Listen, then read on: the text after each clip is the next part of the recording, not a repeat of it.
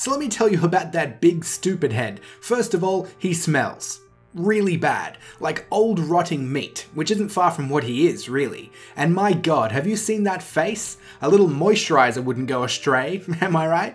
Right, guys? Guys? He's behind me, isn't he? Fuck. JRPG.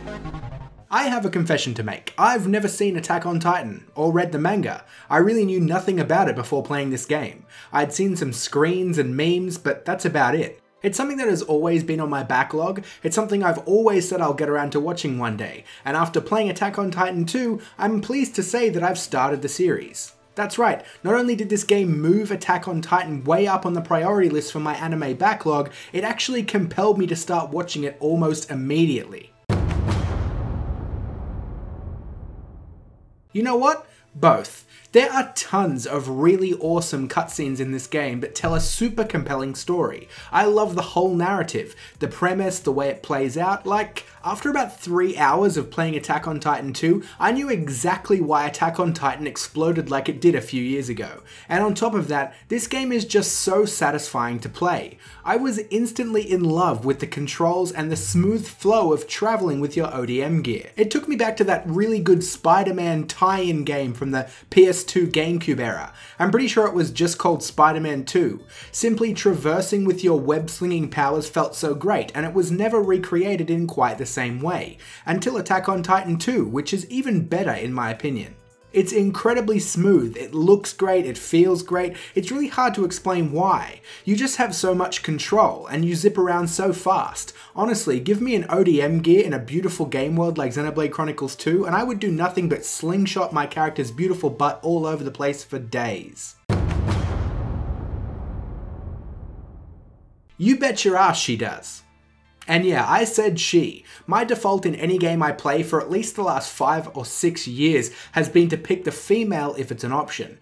Even better when it's a proper creator character and I get to design my own waifu, which Attack on Titan 2 definitely lets you do. There is occasionally some mismatch because certain cutscenes will refer to you as a he and will show your hands and feet in first person and they won't be all purple and white like mine are here. But this story was never meant to be told with a custom character in mind, so this can be overlooked. I'd rather they give us the option than not.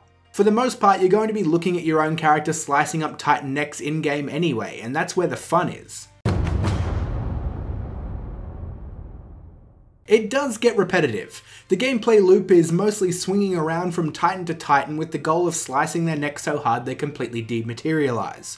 You'll be dropped into a reasonably large map that is somewhat similar to a Dynasty Warriors battlefield. There is stuff happening everywhere and your victory goals are ever changing. Distress beacons will be sent up and you can choose to save the poor souls fighting for their lives if you want to, or you can simply keep to the main goal. There is a reason to do the side missions like distress signals though, as they'll often grant you temporary party members that you can command to do special attacks. Fighting a Titan is mostly going to feel the same every time, but I don't think this is a bad thing at all, because it's really fun. The attack controls do take a little to get used to, but once you get into the swing, it feels so natural to lock on, slice, glide around, and then go in for another attack. I know I've already said that movement is satisfying, but so is taking down a Titan. There are also opportunities to sneak attack from afar. A lot of the time this will instantly kill a Titan if you have decent timing, and you will need to utilize this in some of the more hectic missions. You will have to keep an eye on your resources though. You have health, obviously, which can be restored with potions, but other than health you have two main resources, fuel and the sharpness of your blade. They can both be restored by using items you have in your inventory, but on most decent sized missions you are going to run out of these items and you are essentially useless when you have no fuel or blades left. So you'll need to make your way to a sentry point or tower point or camp point or whatever they call them. You can set up a certain structure at these points on the map which will replenish some of your items, but they can also do other things. For example, you can set up a little cannon that will automatically fire on nearby Titans, or you can set up a mountable cannon that you can jump in to blow up some Titans. Good question, and it's a nice segue to equipment. In a lot of games you'll get new equipment that simply has better stats or an added effect. It's just a numbers game, and while there is certainly the opportunity to do that in Attack on Titan 2, the main function of different gear is to customize your playstyle. If you're happy with the resources you have and the way the gear feels from the start, you can simply use materials to upgrade your default gear. But if you are getting frustrated by running out of blades too often, you could craft a different sheath that holds 5 blades instead of 3. This is what determines how many items you can carry. Each piece of gear has a set of stats, and those stats also include how many extra blades you have to fix your blade sharpness, as well as gas canisters to refuel your ODM gear. There are more options than something simple like that though. Some blades will have a much shorter length, meaning your timing needs to be more precise, but in return you'll get a boost in damage. You can get other ODM modules that have a much longer anchor range, but they reel in a lot slower, or Titans can break your grip more easily. Experimenting with different gear will provide a little bit of variety in what is otherwise a somewhat repetitive experience in battle. But battle isn't the only thing you can do. Unfortunately, the camp and town segments are the most tedious thing in the game. Occasionally you'll get downtime to spend in various towns, and what you'll mostly be doing here is building relationships with other characters.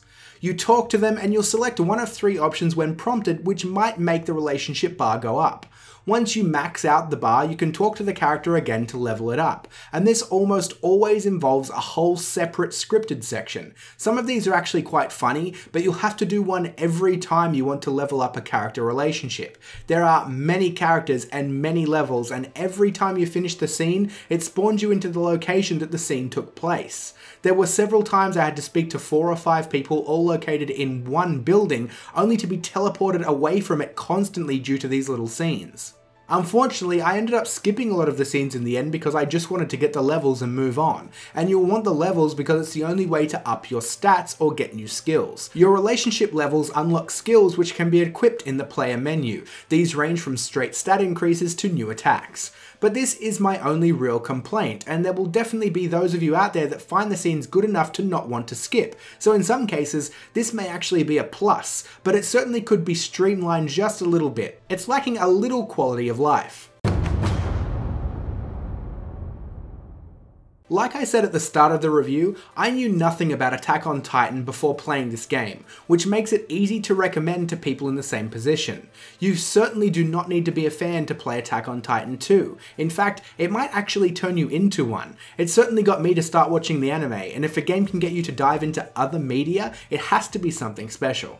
I love the art and graphic style, the cutscenes are really great, the gameplay is so incredibly satisfying, and any complaints I have are but mere footnotes on an otherwise sterling report card.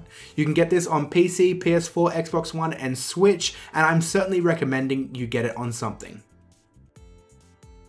Thanks for liking, subscribing, and sharing, and I'll see you all soon.